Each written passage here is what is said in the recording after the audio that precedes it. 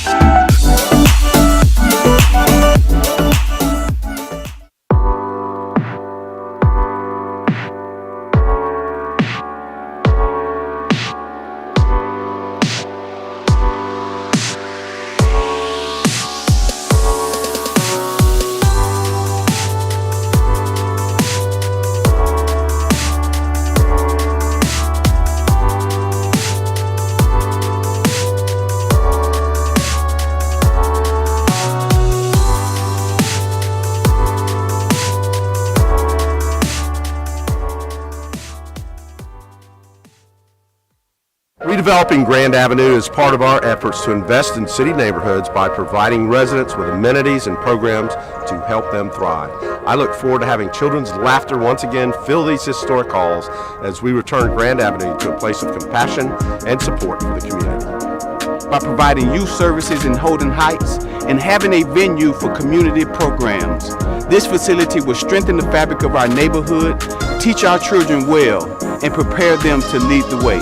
But most of all, it will give them a sense of pride. Actually, I'm excited for the community to see the expansion of the Paramore Kids Zone and all the opportunities that Holden Heights now will have here at this center, and then to have the pottery studio and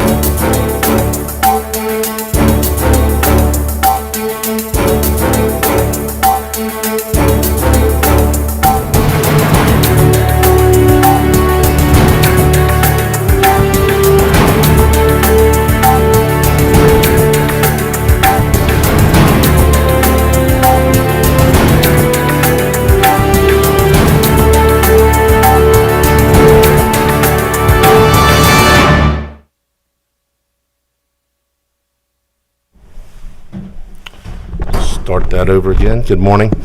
Good morning and welcome to the April 25th, 2022 workshop of the Orlando City Council. Today we're going to focus on our Family Parks and Rec Department. A lot of great things happening in FPR and we haven't had an update, so Lisa Early is going to do so, and it looks like she brought about half the department with her. Just about. Lisa? Thank you, Mayor Dyer. Thank you, Commissioners. Appreciate your time. Before I get started, just to kind of frame this up a little bit, I'm going back in time to when I first started working for the city, 2003, when Mayor Dyer was first elected. And I was working at the time at Arnold Palmer Hospital for Children and Women. And one of the programs that we operated there was a child abuse program, and we did forensic interviews and forensic medical exams of children who had been victims of child abuse. And we got into the space of trying to prevent child abuse. What could we do as a community to prevent child abuse? And so we did a study looking in depth at cases of children who came through the child abuse system in our community. And we tried to look at what were the things in children's lives and what were the things in our community that were causing risk for child abuse and neglect, and what kind of systems and structures did we have in place to prevent it.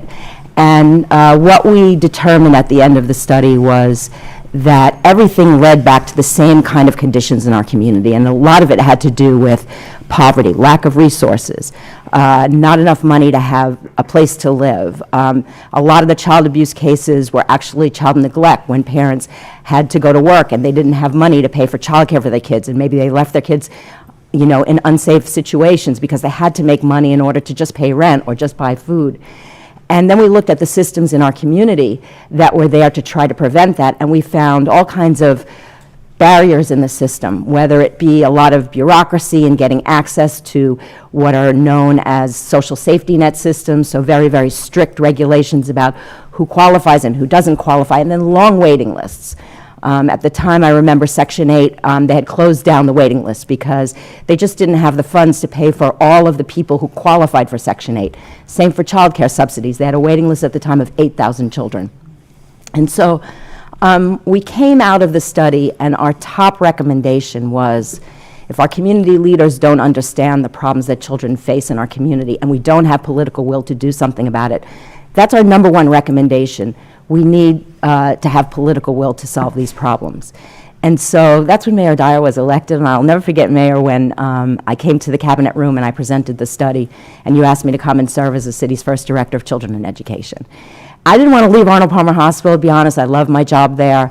But it kept going in my head, we're not going to solve this problem unless we have political will. And so that was the deciding factor for me why I decided to join city government. So thank you for that. Thank you for opening up this opportunity. Now we're going to see 18, 19 years later where we're at, what we've been able to accomplish, thanks to you, Mayor Dyer, thanks to the support of city council members, and also moving over to the Families, Parks, and Recreation Department was a very critical part of that decision, because you know, at the time and still today, it's that part of city government that has the biggest outreach to children and youth in our community. We're in every community across the city. We provide services to thousands and thousands of kids.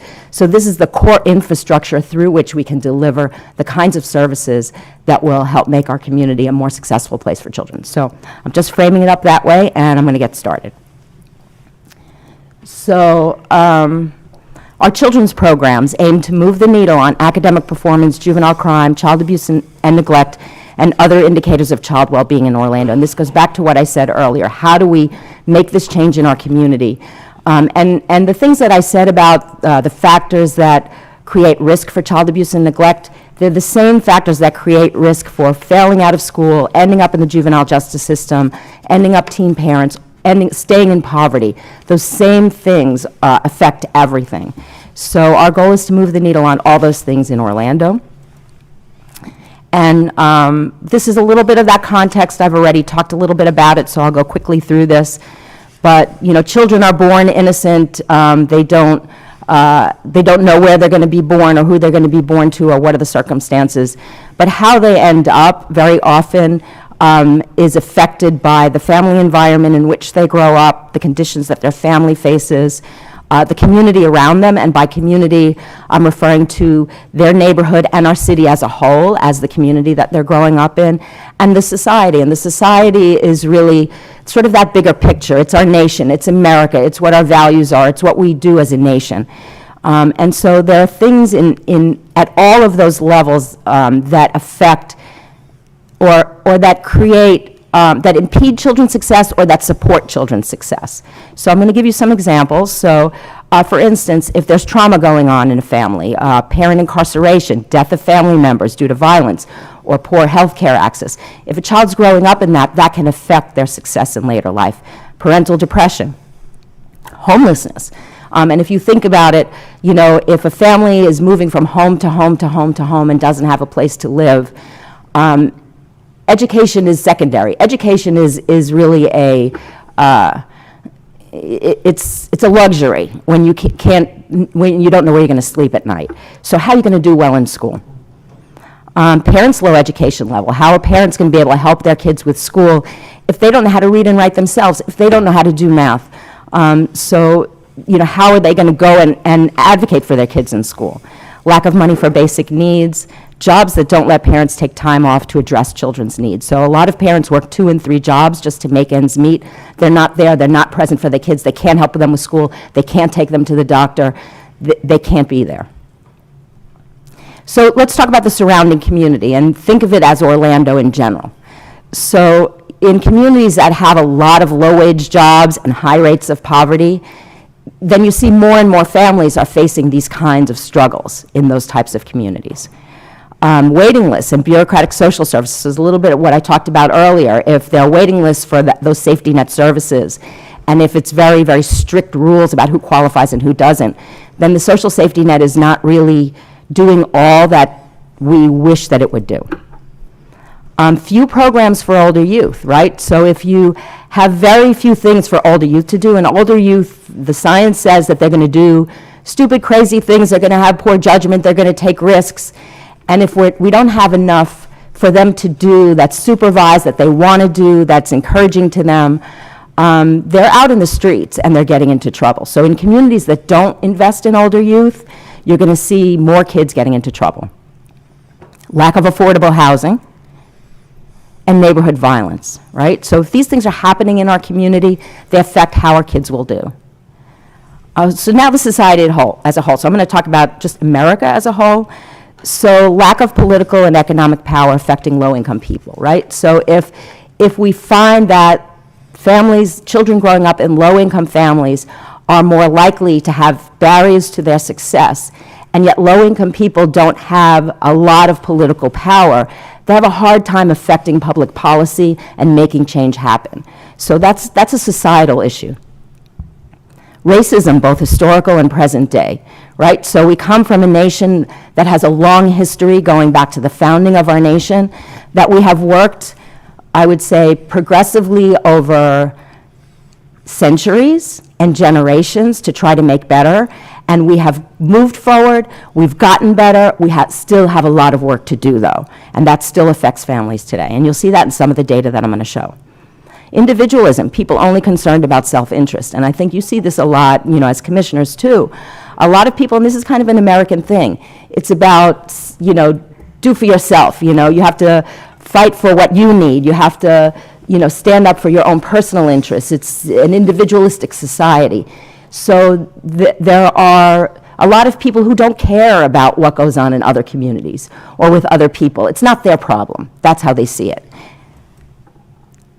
Issues that compete with human services for funding. So, this is going to take money to solve, and there are other things that you as elected leaders need to solve too, and they're competing issues. Criminalization of youth behavior. This is a national issue. Like I said earlier, older youth do stupid things, they get into trouble, they take risks, they have poor judgment, and we as a society have instead of seeing that as, okay, how do we prevent kids from doing that kind of thing, we actually arrest them for doing that thing, and that leads to impeding their success later. They miss school, they have a record, they go into the criminal justice system, and it's very hard to get out. And then lack of societal understanding of the underlying conditions that hold kids back, blaming the victim. So a lot of people don't understand this. They see people are not being successful and they say it's your fault. Look at this other person. They face the same struggles that you face, and look, they did well. So what I want to say about that is, yes, that's true. This is not about everybody. There are a lot of people who face every kind of barrier and struggle. It's about the odds. So if you have a child who grows up in a well-off family, well-educated family with all kinds of resources, maybe there are 10 of those kids and 3 of them will fail. If you have a child who grows up with none of the resources, maybe there are 10 of those kids and 7 of them will fail or 8 of them will fail. It's about the odds. It's not about this individual kid made it so you can. It's about the odds. Okay, and then this is just Maslow's hierarchy of needs. And again, in order for people to be successful at the top of the pyramid, we have to first think about the bottom of the pyramid, basic needs. If people don't have their basic needs met, food, water, warmth, rest, security, safety, a place to live, a family, some people around them that love them, it's very hard for them to get forward in life. Okay, so now let's pivot over. So using that information, that sort of context, our strategy is to invest in evidence-based programs, especially targeting populations most at risk. So even from the very early days, we didn't try to go out there and do everything for every kid in the city of Orlando. We knew we wouldn't have the resources. We knew the data showed that kids of certain demographics were struggling more than kids from other demographics. So let's target our resources and our services and our commitment to populations most at risk. So who is most at risk? So I'm going to show you some data now from the city of Orlando. So Black and Hispanic residents, including children, are more likely to earn incomes below the federal poverty level and less likely to have graduated from high school or college. Here's the data. This comes from the U.S. Census. So the first column, you see all Orlando, right? So you see 16.1% of all Orlando residents live below 100% of the federal poverty level.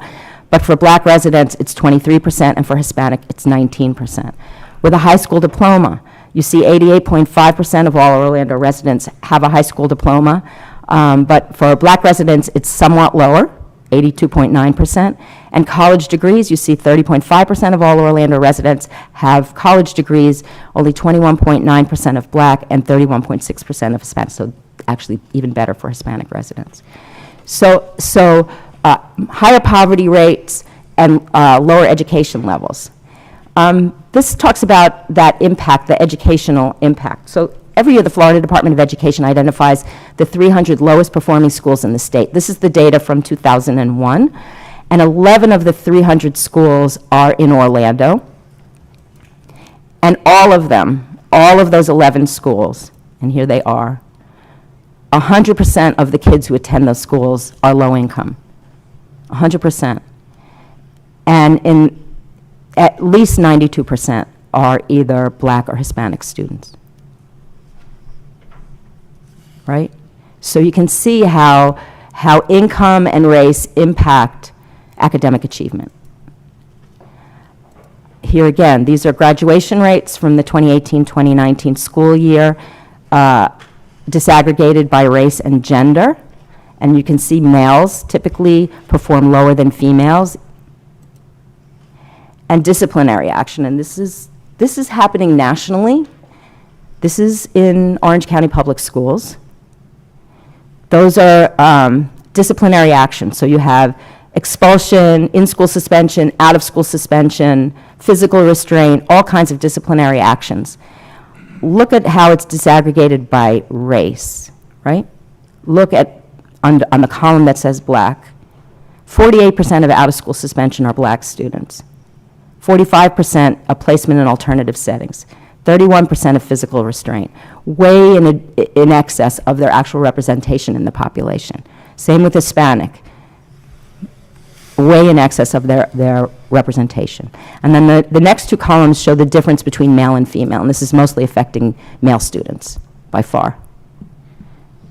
Okay, so these are groups in our community that face the most struggle. This is Orange County juvenile arrests in 2019-2020. The juvenile population aged 10 to 17, I want you to look at the green bars. So 24.2% of the juvenile population was black. Now look at all the bars, the green bars below it. Disproportionately represented in arrests, petition, adjudications, diverted, probation supervision, residential commitment, transfer to adult court, secure detention. Okay? So these are the populations, and this is the data that we use to say, okay, if we're going to focus our strategies on moving the needle on juvenile crime and teen pregnancies and child abuse and neglect and academic performance, these are the populations that we need to focus on. Okay, so FPR's vision, level the playing field for Orlando's children so that race, income, gender, and ethnicity are no longer determinants of children's academic, social, and ultimately economic success. And the strategy is to operate a comprehensive, innovative, data-driven youth initiative from cradle to college and career in collaboration with schools and nonprofit faith and business partners aimed at collectively improving academic achievement, workforce readiness, and health and mental health wellness. Oops, sorry about that. Sorry. With a particular focus on Orlando's low-income youth of color. Okay, I'm going to go to the next slide. So where are we today? So now I'm going to give you an update on where we're at. So this was last year. This is calendar year 2021. This is the total number of youth served through Families, Parks, and Recreation. Includes after-school all-stars, recreation, our kids zones, our AmeriCorps program, early learning initiatives. Just over 10,000 youth, 10,000. And just so you can see the impact of COVID here. So you see 2019, before COVID, 2020, the COVID year, and 2021. And you see that we dropped 24.5% due to COVID, and that we're coming back up again. We're up 17.7%. We're not completely where we were before COVID, but we're getting there, and we're starting to see even more and more children enroll. We did a survey of kids in our programs to gauge the impact of COVID on their lives. This is the results of the survey. 48% decrease in youth participation in our programming. 82% of youth with a student advocate who were surveyed indicated a need to improve self-management and motivation skills to increase their academics. 43% of surveyed youth indicated a decline in their mental health since the pandemic, and 104% increase in youth seeking economic assistance. Okay, so this breaks down those 10,000 youth that we serve by age group. And you can see this drop-off after the 11 to 15-year-old age group. And if we drilled even deeper into that, you would see it drop off even more precipitously, probably after age 12. I would say if you look at the 11 and 12-year-olds, we have a pretty robust participation. If you start getting into the 13, 14, 15-year-olds, it begins to drop. And this goes back to something I talked about earlier about older youth, and we're going to talk a little bit more about strategies in that space.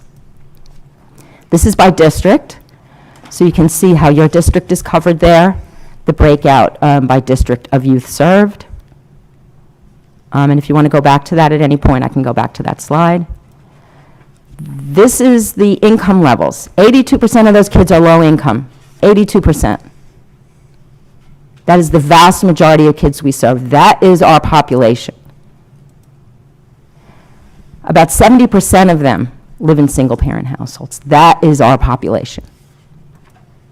So, we have this innate capacity to do something in this space. These are the kids we serve. We have the infrastructure to serve them. How do we begin to move the needle for them, and what are we doing? So these are our core strategies: our kid zones, youth employment, My Brother's Keeper, and then youth development. And by youth development, I'm referring to strategies to engage older youth. So I'm going to give you an update on all of those, right? So kid zones. So this is as of last week, the number of youth served. Obviously, Paramore is serving a lot more kids, but it's been around a lot longer. But you can see we're starting to get headway in Englewood, Mercy Drive, and Holden Heights. So, I talked earlier about political will, and I just want to, speak out and thank Commissioner Ortiz in particular, who for many, many years advocated to start Englewood Kid Zone, and you're starting to see headway moving forward. And then I'm just going to do a shout out to Commissioner Hill, who said, wait a minute, what about Mercy Drive? What about Mercy Drive? And you're starting to see headway there as well. So thank you for that, and thank you, everybody, all commissioners who voted to help provide funding to make this happen. I appreciate everybody's work in that space. You can see the growth in the total number of kids with a student advocate. So we did hire student advocates. That was one of the things that was funded, was positions for student advocates in all of the zones.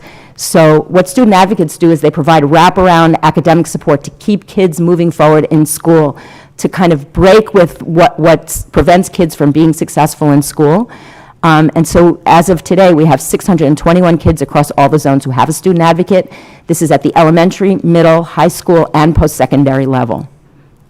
So we're moving forward with that. And this is some of the impact that an advocate can make. So in 2021, 72% of youth with an assigned student advocate maintain a letter grade of C or higher in reading and math, which, for us, that's sort of the bar. You have to get C or higher in order to know that you're going to move to the next grade level, progress in school, ultimately graduate high school, and then we're there to help you get into post-secondary and complete post-secondary as well. So 70.2% of the youth, knowing that we're working with the kids that face the most barriers to success. And since 2017, 92% or more of high school graduates with a student advocate have graduated from high school and been accepted into college, trade school, or the military. This was our high school graduation for PKZ last year. This is just Paramore Kid Zone, and I just want you all to know that we're going to be tracking this for all 4 kid zones, Paramore, Holden, Englewood, and Mercy Drive every year. It's still too early now to provide the numbers for that, but my hope is that the next time I'm up here presenting and giving an update, I can start providing data on trends in juvenile arrests in all 4 zones. You can see in Paramore, juvenile arrests are down 76% since we started in 2006. Cases of child abuse and neglect are down 63% since we started in 2006. And, just to understand the sort of the return on investment of this kind of investment in youth, so the estimated average cost per incident of crime is $43,753. So if you apply that amount to the 143 fewer juvenile arrests in Paramore in 2020, when you compare it to 2006, right? And that's just for 1 year. It was a savings of $6.2 million. Just for 1 year. Just for 1 year. Thank you. Thank you. And this is child maltreatment. So the estimated cost per incident is $20,800. If you apply that to the 48 fewer cases of verified maltreatment in Paramore in 2020 when compared to 2006, those savings were just shy of $1 million. So, and that's just in 1 year. So these investments have a return on investment that greatly exceeds the actual money that's spent. We've also had a 68% drop in teen births. I don't have return on investment data for you on that, but I can look it up if you want it. And again, I promise, next time I'm up here, I'll have data for all 4 zones so you can see what the impact has been there. Okay, so update on youth employment. Total number of youth employed, and this is youth between the ages of 15 and 25 by the Families, Parks, and Recreation Department, is 514. These are work sites this summer. Look at all of those work sites we're deploying youth to. We've got all kinds of partners all over the place. Some of them are coming to city facilities, and a lot of them are going to small businesses and nonprofits in the communities that they live in. This is the breakdown again, looking at our intentional strategies to target populations of low-income youth of color, right? So of the 514 youth, 307 are actually city staff members, and you can see that, and then 207 are employees of the Orlando Community and Youth Trust. The trust has a vendor contract with ADP Services to manage payroll for all youth employees that come through the trust. So 207 come through there. That brings you to the total of 514. And you can see that 85% of all the youth hired are youth of color, and 37% of all youth hired are males. So we're going to be very intentional about increasing the percentage of boys and young men who are hired, because our goal is to get to at least 50%. Okay? So update on My Brother's Keeper Orlando, and you probably see Commissioner Stewart there in the back. This is at the Rosemont Gymnasium. You also see Jason in the picture as well, Commissioner Burns. Thank you for everybody for coming out to this. I'll do a brief update, and then I'm going to hand over the mic. So this is, relatively new now. We started up with the new funds that you guys allocated to us. We now operate a mentorship program 5 days a week in 4 middle schools: Carver, College Park, Memorial, and Roberto Clemente. And thank you, Commissioner Burns. I know you have a very strong focus on Carver, and we're in there with you to make things happen there. Staff mentor students, lead group sessions, and bring partners to teach such things as expression through poetry and rap, financial literacy, cooking, mindfulness, meditation.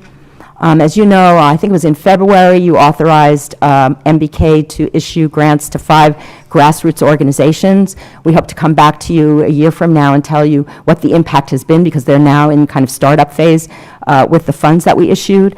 Their goal is to connect youth, and this is, again, older youth, so we're looking at how to expand our services to older youth, to connect youth to pro-social caring adults and engage them in programs and wraparound support that impact youth academic, social, and economic success. So since the launch in September 2021, MBK now serves 281 youth through the programs I just described.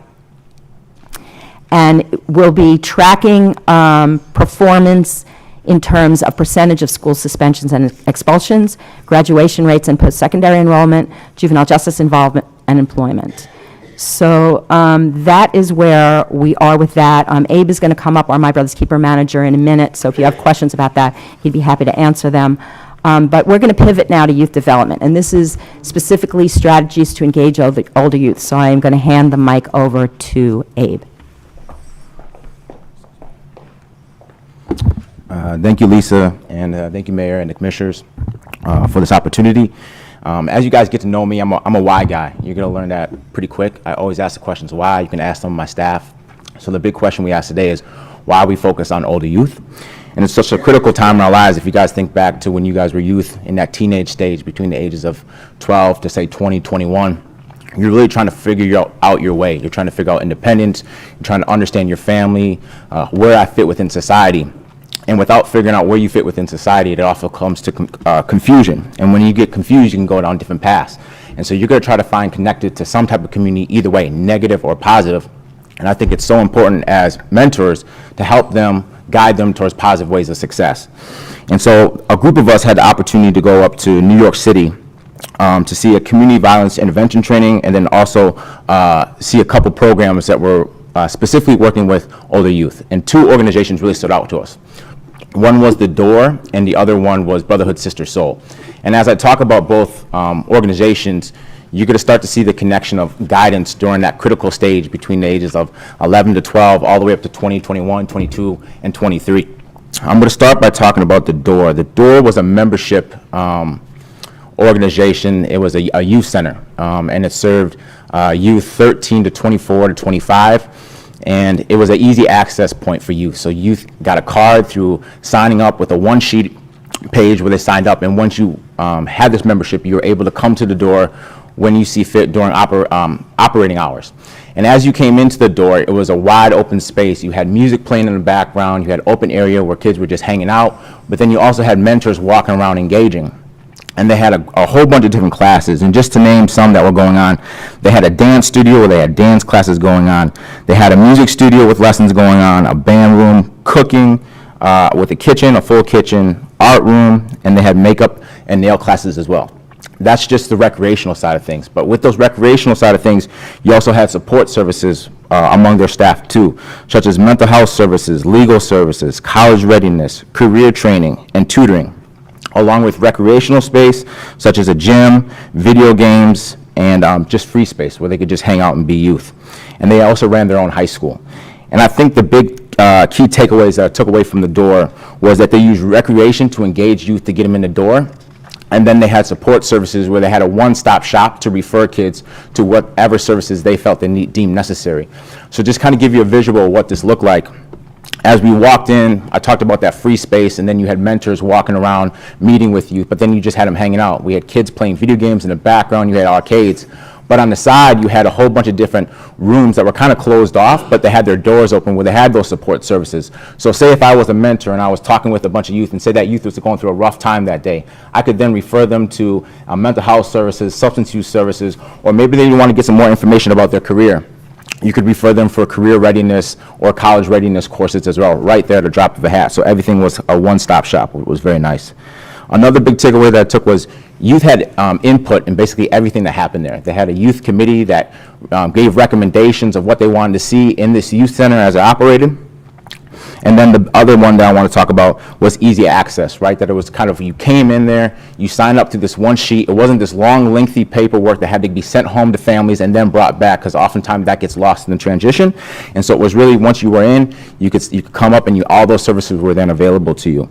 And I think because it was evolutionary with always changing based on the demographics that were attending there, none of the programs really got old. And if they got old, then they changed them out to make sure that it stuck with the trends and you didn't fall behind, because everything is always changing.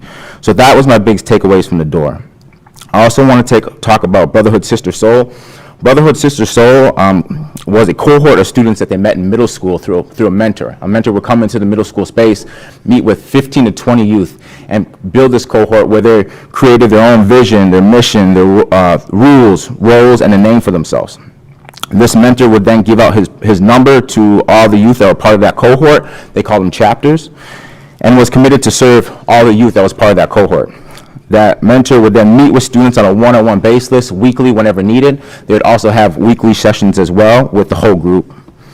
This mentor would follow that group through middle school, high school, and into their college career. So as I was talking about before, with youth development, especially this age between 12 to 20, 21 years old, it's easy to get pulled in different directions, and it's up to us as mentors to help pull them towards positive ways so they can be successful in whatever career or opportunities they want in their life. They talked about everything. We sat down as a group. There was about, I don't know, 6, 7 of us that were there. And we sat down with a group. They brought a group of kids in, this cohort. And they were older in high school. They were going to be graduating. You could tell the bond between the mentor and the students that were in that room. And they talked about everything. Nothing was off the table. Families, friends, drugs, street life, intimate relationships. It was always discussed. Nothing was really hidden. And because of that, you had this open relationship where you didn't feel like you had to hide anything as you were going through different transitions that you didn't know about. And they could really use that mentor as an anchor so they stayed on a positive path. The key takeaways that I took away from the door was this creation of this family. They really called it a family or community. They were all together. The fact that they followed them out through middle school, high school, and into their college career, out this development process, I think was super important. And that the chapter took ownership. They wore their name with pride. They had it on them wherever they went. It was like, it was a part of them. It wasn't something different. It wasn't a program, but it was like their life. It was their lifestyle. And you can see between those two programs, if you give youth a space so that they can call their own, and then you create that community behind it, we can also guide youth towards positive pathways, and we create maybe a community that they don't have at home where they can be misled through the streets. I think that this is crucial, that what we do in Orlando, I think we can continue to build on our kid zones where they're doing a fantastic job, but maybe follow them through middle school, high school, and into their college careers, and that they're not just stuck within the zones, that we could see across the whole entire city. I also think we can look into opportunities to look at alternative response in partnerships with policing, right? That we can go out there from a human services standpoint, maybe rather than a criminal justice standpoint. I think we also need to find alternatives to incarceration. If I ended up in the criminal justice system, how can I make sure that they don't stay in the criminal justice system? A study that came out in 2015, a professor from MIT stated that 40% of youth offenders who were incarcerated again as adults before the age of 25. And I think we need to do a better job as a society to make sure that we're guiding them away from that lifestyle and breaking that school to prison pipeline. And with that, I want to bring up one of the students that I've been working with. His name is Brandon. He's from Carver Shores. He's a little nervous, but I'm going to talk with him about what our mentoring has looked like. So I'm going to face him to make it a little bit easier, so he's just talking to me. Brandon, can you talk about when we first met? Like, how did I meet you the first time? In your office. In your office. In my office. And what were we doing? Going to a basketball game. And was it just you, or was there a bunch of us? It's a bunch of us. There was a bunch of us. And then after the basketball game, do you remember when I met you again? At Carver Middle School. And what was going on at Carver Middle School? Do you remember? I had got expelled for fighting a security guard. So you got in trouble at school, right? And you ended up being suspended from school for a long period of time, about 90 days. And the alternative to that, they were looking at positive pathways, correct? Yes, sir. And then we talked about it as a whole. We decided to go with a different route. What was that route? Do you remember? Inspire. Inspire. So it was an alternative school? It's a private school. Private school. And we thought that was a better path for you moving forward. Yes, sir. And did I make that decision? No, I did. So Me and my mom. Oh, go ahead. Sorry. Go ahead. Say it again. Me and my mom. You and your mom made that decision. But was I there a part of the way? Yes. Yes. And then after that, we continued to meet periodically, right? Yes, sir. And before I met you, Brandon, you were doing things probably that maybe you shouldn't have been doing previously, right? Like you. Yes, sir. Yeah. So, and you felt like you had to carry a weapon on in your community to feel safe? Yes, sir. And you joined a clique as well, correct? Yes, sir. After we met, as of today, do you carry a weapon on you when you go out in your community? No. Are you a part of a clique? No. And why do you not feel like you have to be a part of a clique? Because I feel like I changed when MBK came. And what does MBK mean to you? Family. So you feel like you got someone to support you along the way, that you don't have to do this by yourself? Yes, sir. All right, thanks, Brandon. You got anything you want to say to the commission? I don't think MBK is anything unique. I think we can do this across the city as a whole. Like, I don't think I'm anything special, but we can do this as a collective to help wrap our arms around not just the child, but the family as a whole. I think it's so easy to look at a behavior and not understand why the behavior is happening, and we need to take a deeper dive into what's going on at home and work with the families and the students to make sure that we're all walking in the same direction and we're wrapping our arms around it so that the families don't fall out of that circle. So I thank you all.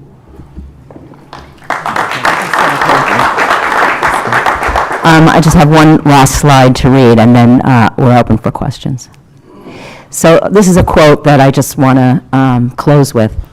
It's from Whatever It Takes from the American Youth Policy Forum. Committed adults steadfast in their support of young people's success are the key element of youth success. Of the key players, several groups repeatedly stand out. The policymakers, many of them elected office holders, who champion, authorize, and fund efforts. The teachers, mentors, counselors, coaches, and others who commit themselves with passion to direct involvement in the lives of young people and who make themselves available to them around the clock.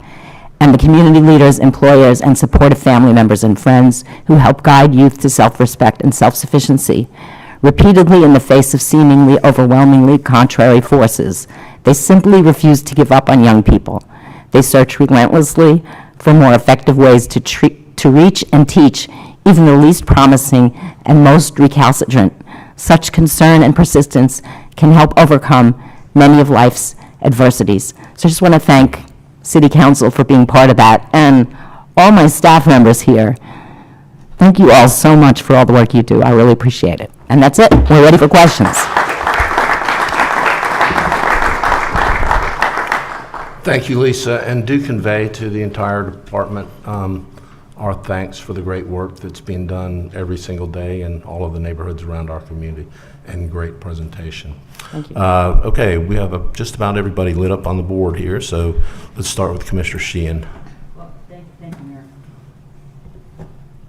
And I think it's so important, the presentation today, to talk about how low-income children also need access to aspirational resources that they don't ordinarily have access to, which is art, mindfulness, nutrition, reading, access to jobs in college and internet and gaming and all these things that all the rest of us take for granted that these kids don't have access to. So I appreciate that, and I appreciate what you've done for my kids at Reese Terrace as well. They're not exactly in the program, but we need to give these children access, and it does make a tremendous difference in their lives. And I think there's not enough talk about the good work that the Family Parks and Recreation does in this community. I mean, I'm frustrated that every time there's a shooting or there's a problem, it's on the headlines, but every time, the work that you all do is never ever talked about, and it really is so very, very important. So thank you for everything that you do.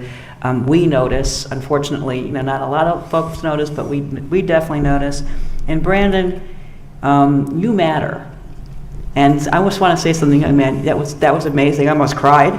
But something that really was really important to me is you became so confident in talking that you made eye contact with us.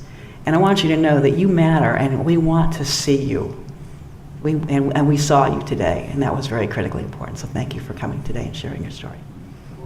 Thank you so much, Commissioner Sheehan, and thank you for your support for so many years. Appreciate it.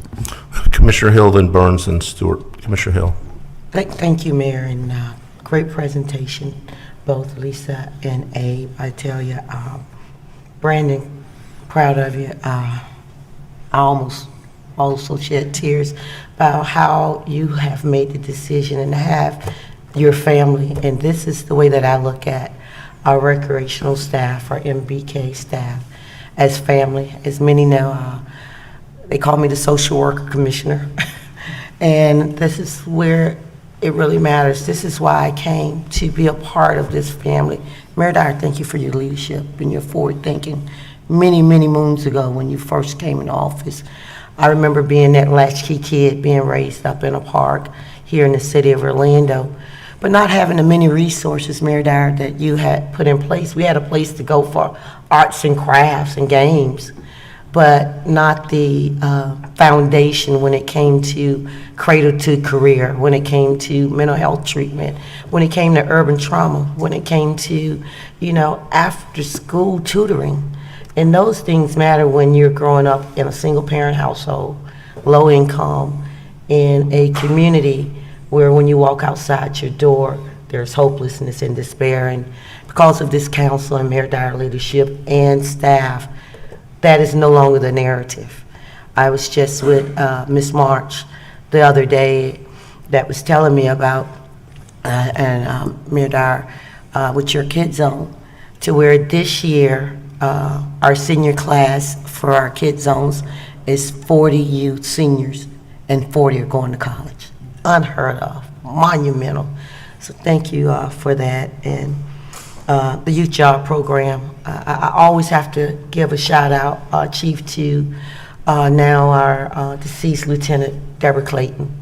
They came on board. We had a small youth program, but that summer, a year before she died, I wanted to do a youth job crime prevention program.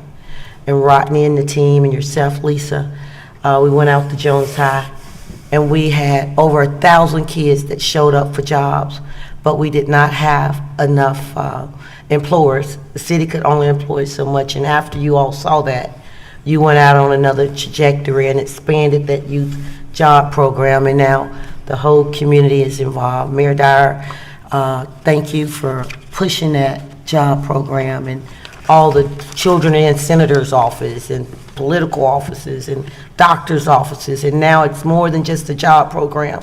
It's a career exploration program. So continuing that, job well done. My brother's keeper, Abe, no, it's not about you, but you are the right one because you care, you have a vision. I was fortunate to be a female representing my brother's keeper with Lisa and Brenda under Mayor Dyer's direction. He was one of the first mayors, I think 5 mayors throughout the nation, if I recall, that joined President Barack Obama with this initiative.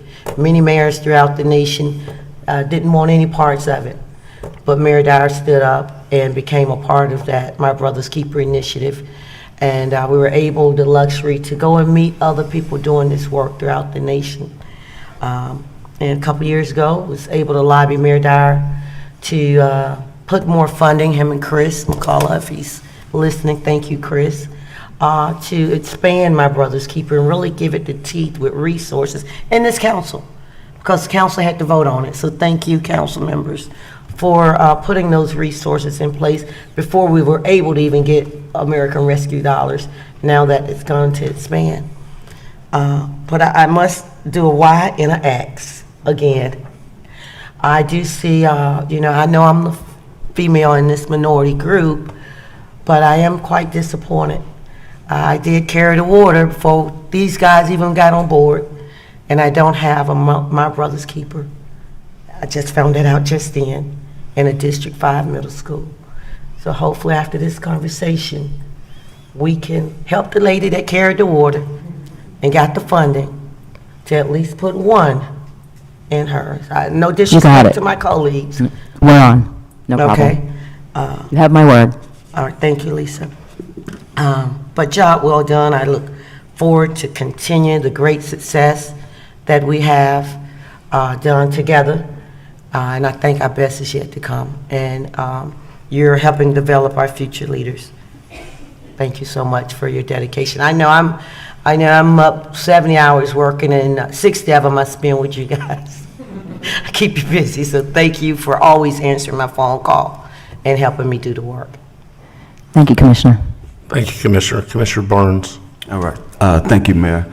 Lisa, great presentation. I'd just like to say thank you to the FPR staff, because before I became a commissioner, I would see the work you all would do kind of from on the outside. But now that I've been a commissioner, I see the dedication, the commitment, and the passion that you have for your kids. So I just want to say thank you, and keep up the good work that you do every day.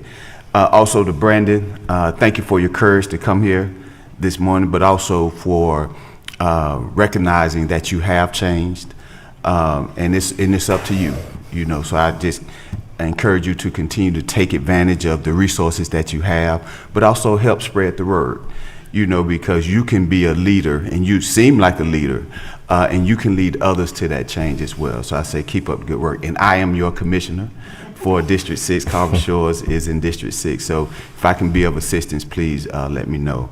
Also, Lisa, I can remember when back in 2003, I guess shortly after that, when there was a talk of the Harlem Children's Zone, and there was funding available, and I remember you coming and rallying the community, all the community partners, and there was this excitement and this passion that I saw in you in that time, and then to look, 18, 19 years later, you still have that passion. So I say thank you for continuing to push and for the growth that we've seen.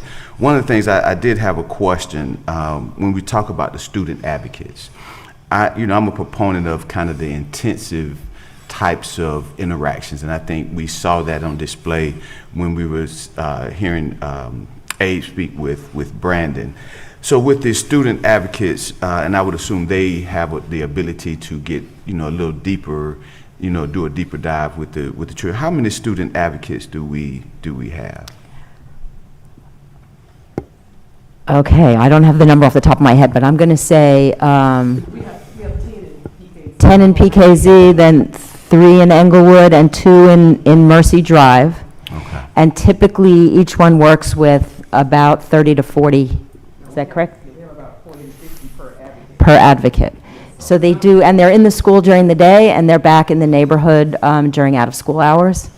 So they do have that ability to be very focused and provide wraparound support to the kids. Now, do we have plans to expand those student advocates? Because I know when you deal with one family, you start doing a deeper dive. Yes. A 1 to 40 caseload can be overwhelming. Yes. So do we have any plans to expand that? And if so, what can we as a council do, but what does that strategy look like? It'll take money.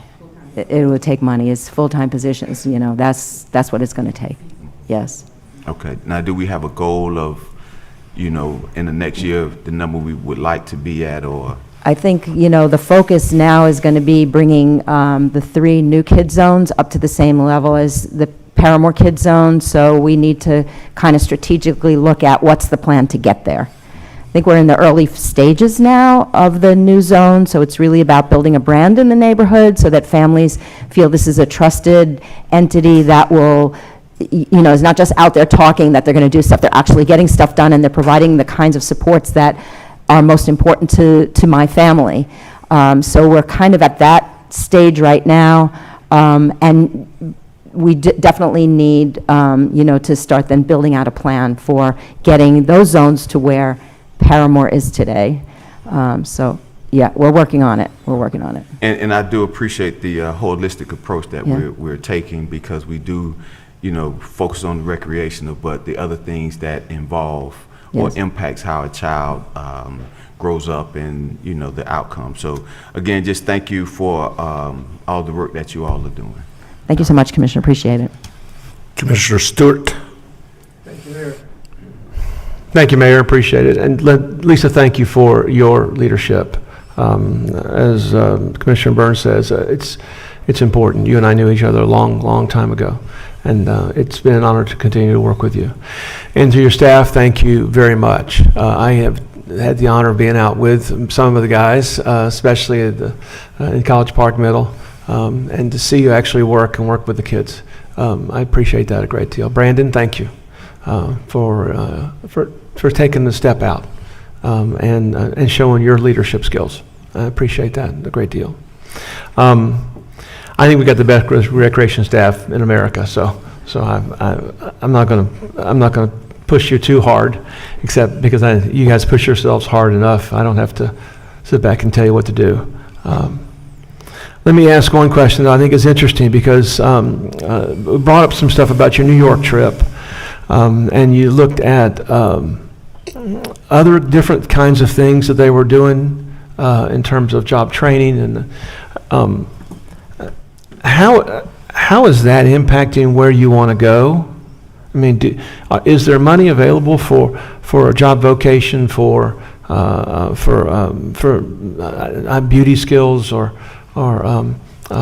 other things that we can actually incorporate within our group?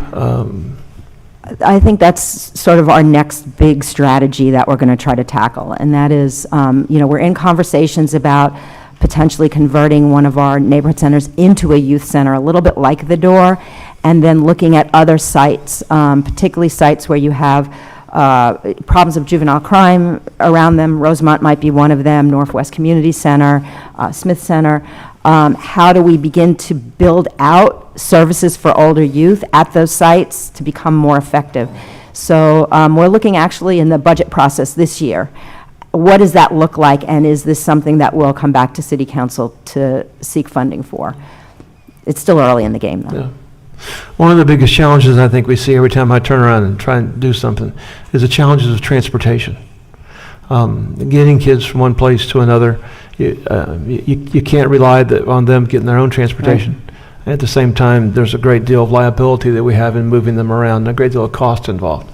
So whatever I can do to help that. I know that we've had, just recently with the little basketball tournament we did, had a lot of challenge of getting guys from one place to another just for practice, and then eventually the event over at Inglewood. The transportation becomes a real challenge.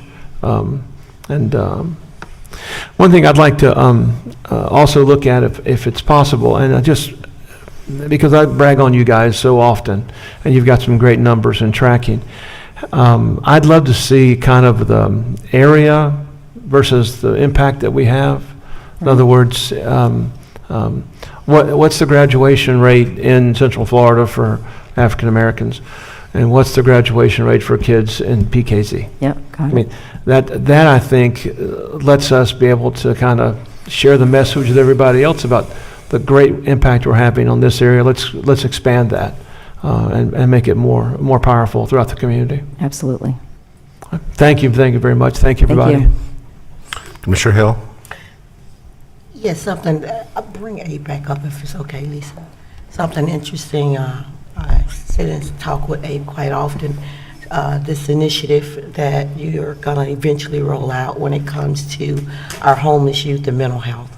I think in the presentation, it wasn't there, but it's so impactful and powerful because that has to happen as we work with youth like Brandon, that has a family and a mother that cares, but some of our youth are living on the streets, and that's why they're making these decisions, how we're going to bring them in to get these services, but house and treat. I think it's often we take it for granted, right? Because we have, houses that we live in, we go back to every day, and when you go back to those places every single day, you forget that some people don't have access to that. And it goes back to the hierarchy of needs, right? Food, water, shelter. And I think the biggest one of all that people don't talk about is that safety feature, right? And so often you have youth making negative choices because of their surroundings, right? What's around them. And I think if we can start securing some of those neighborhoods in a way that comes from the human services side of things, I think we can see some bigger impact in our community as a whole and start to address some of the homelessness and housing insecurity and food insecurity issues that we're seeing. Thank you so much. And that really is important, I believe, Council, as we move forward. Oftentimes, we're talking about the services and homelessness, but we haven't really focused on youth homelessness outside of the LGBTQ community, but it's existing right now in our urban core. And what we're finding is many of these youth go out and make poor decisions so that they can't have somewhere to stay, or living with the wrong folk, or having something to eat or put clothes on their body. So I do think that as we move forward in these youth services, we have to now focus on housing first and those components. So thank you so much. Commissioner Ortiz. Thank you, Mayor. Well, let me start by commending Brandon. You confronted, adapted, overcame. That's how we do things. Congratulations, pal. There's a bright future for you. I'm in love with the PKZ, and I'm in love with all these programs, My Brother's Keeper, and all the advancement that we've been able to do. But I do have a clear concern, and you mentioned, and I appreciate the accolade about pushing for the east side to bring the kids down. And congratulate Commissioner Hill for also expanding even more. But we still have certain areas that have not been addressed. We have Reeves Terrace, we have Citrus Square, we have District 1 has its own challenges. We all have challenges. And when I was looking in page 10, I enumerated the pages. So if you go to page 10, which is the one that talks about the numbers in Orange County Public Schools. And I'm looking at the discipline description, the expel without continuing education, suspension, and I'm looking at the different races and cultures. And I see also a disparity with, we also have white kids, we have Hispanics, we have black kids, females and males, and how do we address making sure that there's no one left behind, where we can address each one of our kids? Because the way I see it also, as we address the most vulnerable, if we don't take care of those who may be in the borderline or may be vulnerable too, but may belong to a different culture, they may end up being the ones that are going to be the problematic ones. So we want to make sure that we bring everybody together. So how do we do that? How do we accomplish that? I do want to point out at that chart, so what you see there, for instance, if you look at the white column, right? So white children make up more than 50% of the population in the school, and yet they're not being brought into the disciplinary system anywhere near their representation in the overall population. So I just want to be clear, yes, there are, white kids who end up getting expelled and suspended, but it's disproportionately not happening to them. So, and I'm going to go back to the conversation earlier too, that we're trying to target our resources to the populations most at risk. That said, we don't close our doors to anybody. Okay. We don't close our doors to anybody. So when we're in a school and a kid needs help, we're in there. When we're in our after-school programs, we don't have any kind of rules about you have to be low income or of a particular race to enroll in our programs, anything that we do. So we are open to everybody. I appreciate that message because I don't think our constituency perceive that. Yes. And we want to make sure that everybody knows that this is not just one-sided. This is Absolutely. all-inclusive, as Yes. we are in the city of Orlando. Looking at page 8, the low-income youth of color, it says all Orlando 16.1%, and it talks about the different categories there. And in each category, there's a percentage there. So I just want to make sure that our constituency, our residents, know that we are addressing every kid. There's areas still, vulnerable areas, as I said before, and I don't know if Commissioner Sheehan would agree with me in terms of Reef Terrace and in the south end of Cimarron. And I don't know, because District 1 is growing so fast, but I would imagine he has his challenges too. Want to make sure that we address everybody. I don't know if eventually we'll be able to take a program like the Kids Zone all over the city. I hope we do, because it's been very successful, and we just had a great experience, Commissioner Hill and I, the other day on a basketball. We're going to talk about If that it make later you on. feel better, I But, got white kids over in District 5. Yeah, so, but I just want to make sure that our constituency as a whole in the city of Orlando knows that we're working with in every segment. Absolutely. So, Absolutely. Thank you, Commissioner. Appreciate that. So Lisa was one of the first 5 people that joined our administration. I don't know if you were before or after Kathy Ramsberger, but you were.